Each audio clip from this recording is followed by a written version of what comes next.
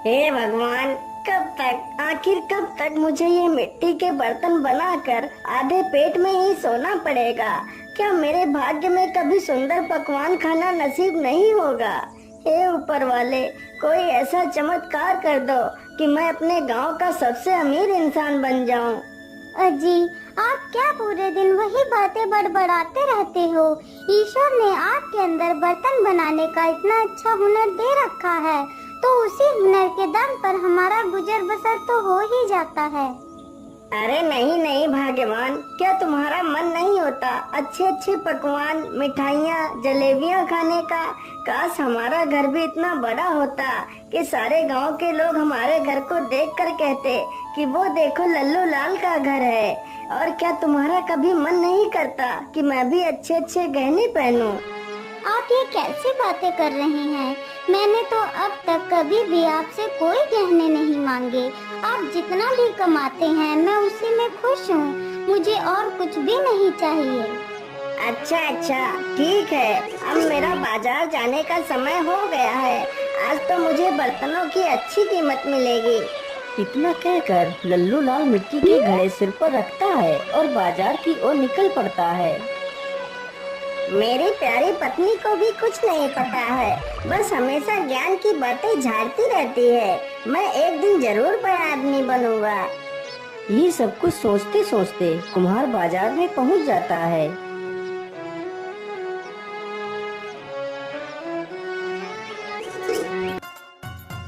आइए आइए भैया, बर्तन ले जाइए। देखिए कितने अच्छे बर्तन हैं। अरे भैया, यह बड़ा वाला मटका कितने रुपए का दे रहे हो? भैया जी, यह मटका सिर्फ 20 रुपए का ही है। क्या 20 रुपए? अरे नहीं नहीं भैया, 20 रुपए तो बहुत ज्यादा है। 20 रुपए में तो पूरे 4 घड़े आ जाएंगे। हाँ हाँ, तो जाइए यहाँ से और 4 घड़े ही खरीद लो जाकर। लल्लू लाल के पास कई सारे लोग घड़ा खरीदने के लिए आते हैं, लेकिन कोई भी व्यक्ति 5 रुपए से अधिक घड़े की कीमत नहीं दे रहा था। क्या करूं, इस घड़े को तो कोई भी आदमी 20 रुपए का लेने के लिए तैयार ही नहीं हो रहा है। क्या आज फिर मुझे ये सारे घड़े 5-5 रुपए में ही बेचने पड़ेंगे?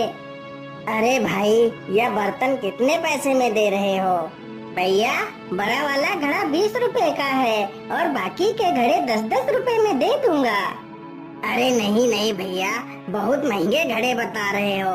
मैं तो इन तीनों की कीमत सिर्फ 20 रुपए दूंगा। क्या करूं, 20 रुपए तो और किसी ने बोले भी नहीं है इन घड़ों के, या तो फिर भी 20 रुपए दे रहा है। चलो चलो, ये सारे घड़े 20 रुपए में ही बेच देता हूँ। ठीक है भैया, मैं तुम्हें ये सारे घड़े देने के लिए तैयार हूँ। लल्लू लाल पैसे ले लेता है और बाजार से चला जाता है।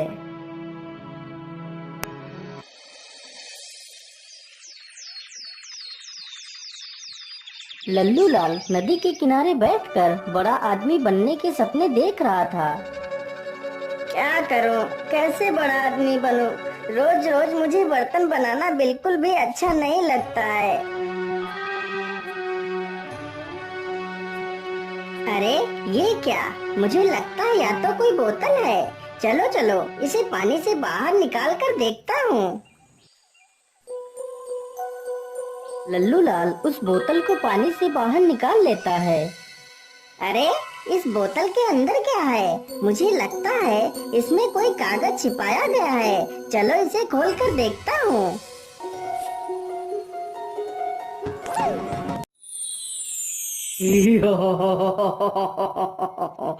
हुकुम मेरे आका, मैं तुम्हारा गुलाम हूँ। मुझे मत मारो, मैंने तुम्हारा कुछ नहीं बिगाड़ा। नहीं मेरे आका, मैं तुम्हारा गुलाम हूँ, मैं तुम्हें नहीं मार सकता। क्या क्या क्या गुलाम? तुम मेरे गुलाम हो? हाँ मेरे आका, मैं तुम्हारा गुलाम हूँ।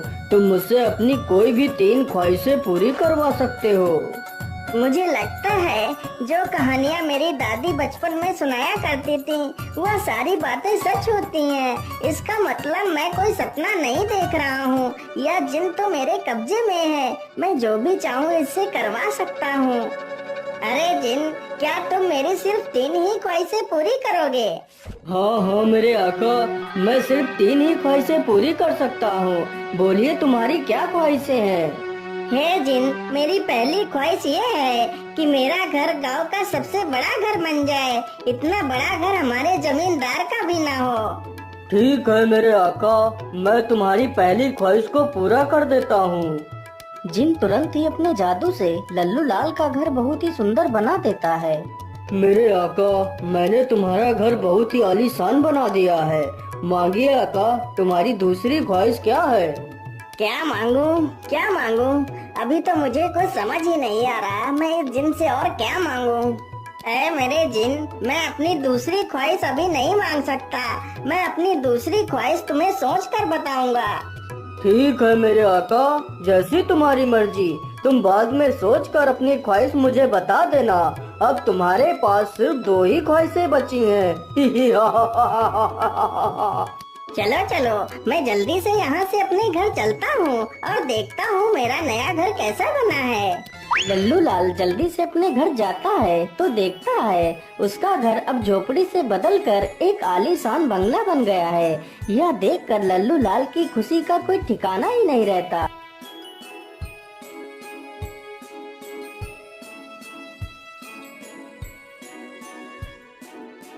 देखा भाग्यवान, कैसे मैंने रातों रात इतना बड़ा बंगला बना दिया।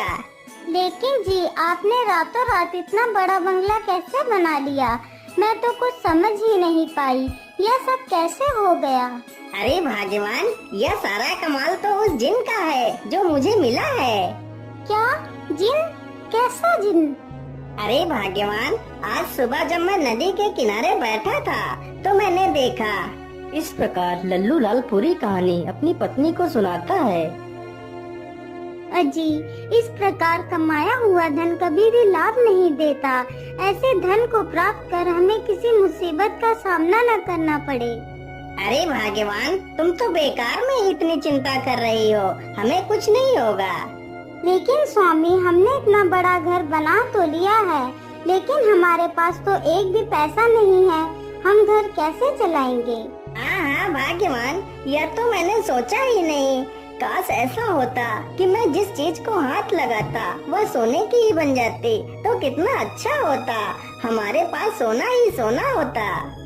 अरे हाँ, क्यों ना मैं यही ख्वाहिश जिन से पूरी करवा लेता हूँ। इतना सोचकर वह तुरंत ही जिन के पास जाता है।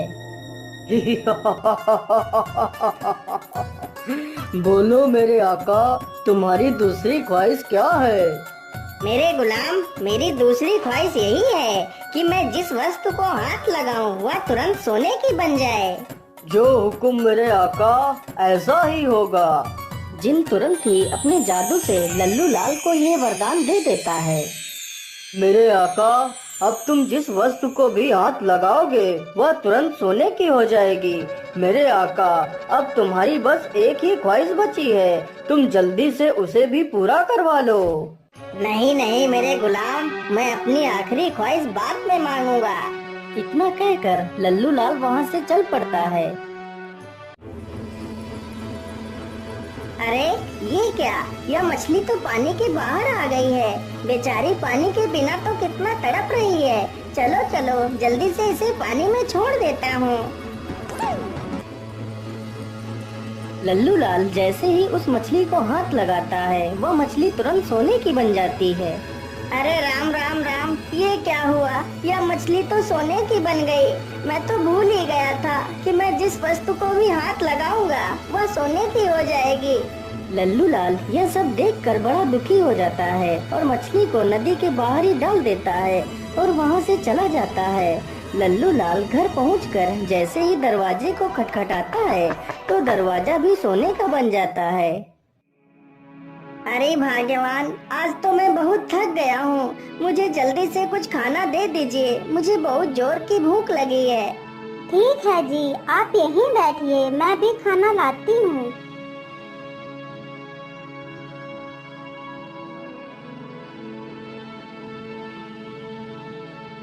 रोहिणी तुरंत ही उसे खाना देती है, लेकिन जैसे ही वह थाली को हाथ लगाता है तो वह थाली सोने की बन जाती है और वह खाना भी सोने का हो जाता है। अरे अरे, ये क्या हुआ? ये खाना अचानक सोने में कैसे बदल गया? फिर लल्लू लाल दुखी होकर पूरी कहानी अपनी पत्नी को सुना डालता है। अजी, तुमने ये क्या नई मुसीबत मोल ली? अब क्या होगा? अब तो तुम किसी भी चीज को छू भी नहीं सकते। अब मेरा क्या होगा? अरे भाग्यवान, तुम रोती क्यों हो? मैं सुबह ही उस जिन के पास जाऊंगा और ये वरदान वापस लेने को कहूँगा। सब कुछ ठीक हो जाएगा भाग्यवान, तुम दुखी मत हो। इतना कहते कहते उसने गलती से अपनी पत्नी को भी छू लिया तो उसकी पत्नी भी सोने की मूर्ति बन जाती है। हे भगवान, ये क्या अनर्थ हो गया मुझसे? भाग्यवान, तुम्हें क्या हो गया? अब मैं क्या करूँगा? नहीं नहीं, मैं अभी जाता हूँ और इस वरदान को वापस कर दूंगा। लल्लू लाल तुरंत ही जिन के पास पहुँचता है। नहीं नहीं मेरे आका, मैं अपने द्वारा दिया गया वरदान वापस नहीं ले सकता। यदि तुम्हारी कोई दूसरी ख्वाहिश है तो वो बता सकते हो। नहीं नहीं जिन, मेरी और कोई ख्वाहिश नहीं है। इतना सुनते ही जिन वहाँ से गायब हो जाता है और लल्लू लाल वहीं पर बैठकर रोने लगता है। तभी उसकी नजर उस बोतल पर पड़ती है जिसमें वह जिन रहता था। अरे, इसमें ये पर्ची कैसी पड़ी है? यह पर्ची तो मैंने पढ़ी ही नहीं थी। चलो चलो, इसे पढ़ लेता हूँ। यह जिन एक दुष्ट जिन है। यह व्यक्ति की 3 ख्वाहिशें पूरी कर सकता है, लेकिन जैसे ही ये जिन आखिरी ख्वाहिश पूरी करेगा तो ख्वाहिश मांगने वाला इंसान इसी बोतल में कैद हो जाएगा और यह जिन हमेशा के लिए आजाद हो जाएगा। हे भगवान, अब मैं क्या करूँगा? यदि मैं इससे तीसरी ख्वाहिश मांगूंगा तो मैं इसी बोतल में कैद हो जाऊंगा। अरे नहीं नहीं, अब मैं क्या करूँ? किससे मदद मांगू? लल्लू लाल निराश होकर वहाँ से चला जाता है और एक पेड़ के नीचे बैठकर रोने लगता है। अब मैं अकेला क्या करूँगा भाग्यवान? काश मैंने तुम्हारी बात मानी होती और लालच ना किया होता तो आज तुम सुरक्षित होती। क्या बात है बेटा, तुम क्यों रो रहे हो? तुम्हें क्या कष्ट है? बाबा, मेरा नाम लल्लू लाल है। फिर लल्लू लाल अपनी पूरी कहानी उस साधु को सुनाता है। अब आप ही बताइए बाबा, मैं क्या करूं? क्या मेरी पत्नी कभी ठीक नहीं हो पाएगी? नहीं नहीं पुत्र, तुम्हारी पत्नी को ठीक करने का सिर्फ एक ही उपाय है। तो जल्दी से बताइए ना बाबा, मैं अपनी पत्नी को कैसे ठीक कर सकता हूँ? पुत्र, उसके लिए तुम्हें अमर कुंड का जल लाकर अपनी पत्नी पर छिड़कना होगा तो तुम्हारी पत्नी पुनः पहले जैसी हो जाएगी और तुम्हारा यह वरदान भी नष्ट हो जाएगा। लेकिन बाबा, यह अमर कुंड कहाँ है? बेटा, यह अमर कुंड कौतूहल की पहाड़ियों में स्थित है। लेकिन बेटा, सावधानी से जाना, वहाँ पर एक मायावी राक्षस भी रहता है जो तुम्हें देखकर नुकसान भी पहुँचा सकता है। साधु की यह बात सुनकर लल्लू लाल तुरंत अपने घर की ओर निकल पड़ता है।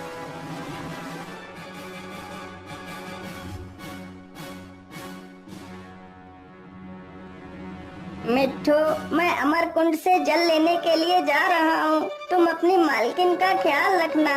नहीं नहीं मालिक, मैं भी तुम्हारे साथ ही चलूँगा। पता नहीं तुम्हारे किस काम आ जाऊँ। किसी महापुरुष ने कहा है कि एक से भले 2 होते हैं। ठीक है मिट्ठू, तो फिर तुम भी मेरे साथ ही चलो।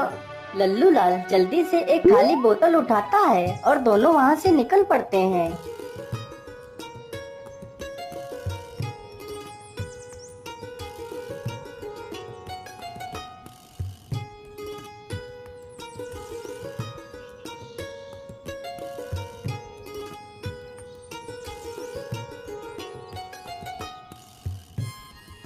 मालिक, मुझे लगता है वह अमर कुंड इस गुफा के अंदर ही होगा।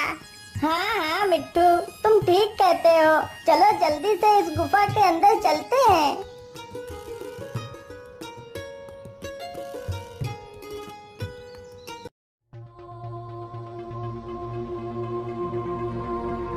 मालिक, उधर देखिए, वो रहा अमर कुंड। चलो चलो जल्दी से पानी भर लेते हैं।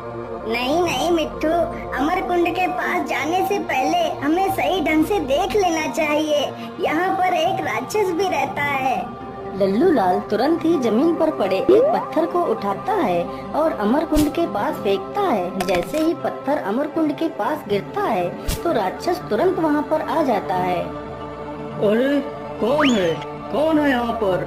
जल्दी से मेरे सामने आओ, नहीं तो मैं तुम्हें मार डालूंगा।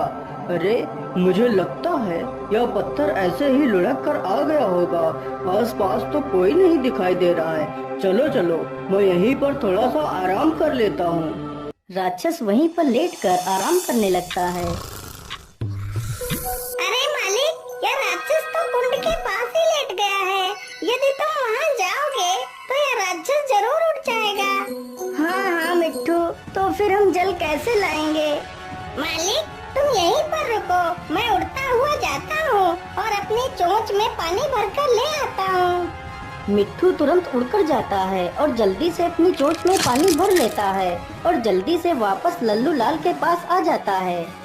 चलो चलो मिट्टू, हमें जल्दी से यहाँ से निकलना चाहिए और तुम्हें यह जल अपनी चोंच में ही भरकर रखना होगा। यदि गलती से मैंने यह पानी छू लिया तो यह भी सोना बन जाएगा। इस पानी को तुम्हें अपनी मालकिन के ऊपर डालना है। दोनों जल्दी ही वापस अपने घर पहुँच जाते हैं। मिट्टू के पानी डालते ही रोहिणी फिर से वापस अपने वास्तविक रूप में आ जाती है। यह देखकर लल्लू लाल बहुत खुश हो जाता है। मेरे आका, तुम्हारी आखिरी ख्वाहिश अभी पूरी करनी बाकी है। बोलो मेरे आका, तुम्हारी आखिरी ख्वाहिश क्या है? नहीं नहीं जिन, अब मेरी कोई ख्वाहिश नहीं है, तुम यहाँ से चले जाओ। नहीं नहीं मेरे आका, तुम्हें मुझसे अपनी आखिरी ख्वाहिश तो पूरी ही करवानी पड़ेगी, नहीं तो मैं तुम्हें मार डालूंगा। हे भगवान, अब मैं क्या करूं? मैं एक मुसीबत से निकल नहीं पाया कि दूसरी मुसीबत मेरे सामने खड़ी हो गई है। ठीक है जिन, मैं कल तुमसे अपनी आखिरी ख्वाहिश पूरी करवाऊंगा। तो फिर ठीक है मेरे आका, मैं चलता हूँ, मैं कल फिर से आऊँगा। क्या करूं? कैसे छुटकारा पाऊं इस जिन से? क्या करूं? क्या करूं? हाँ, ये सही रहेगा। अरे भाग्यवान, मैं जंगल जा रहा हूँ, मैं अभी जल्दी ही वापस आ जाऊंगा।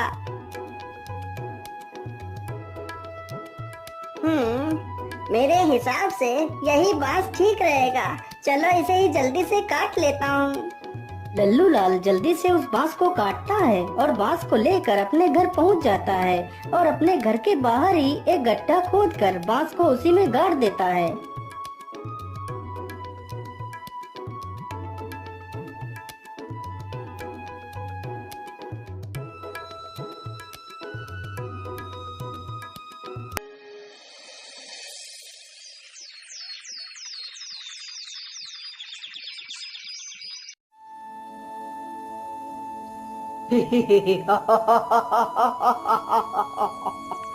बोलिए मेरे आका, तुम्हारी आखिरी ख्वाहिश क्या है?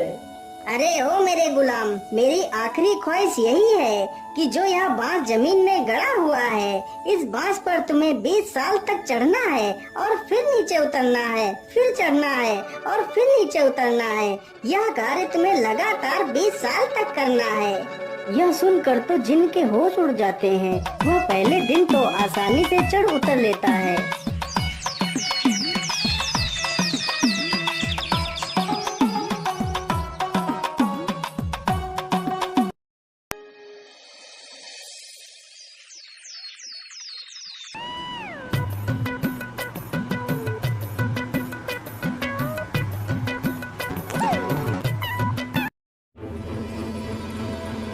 अरे बाप रे बाप, मेरी तो चढ़ते उतरते कमर ही टूट गई। अब और नहीं चढ़ा जाएगा मुझसे। अगर अब और चढ़ा तो मेरी जान ही निकल जाएगी। इससे अच्छा तो मैं बोतल में ही था, कम से कम आराम से सोता तो था, लेकिन बाहर आकर तो मेरी हालत ही खराब हो गई है। चलो चलो, मैं जल्दी से यहाँ से भाग कर वापस उसी बोतल में चला जाता हूँ। जिन तुरंत ही वहाँ से भाग खड़ा होता है। यह देखकर लल्लू लाल और उसकी पत्नी दोनों खुश हो जाते हैं।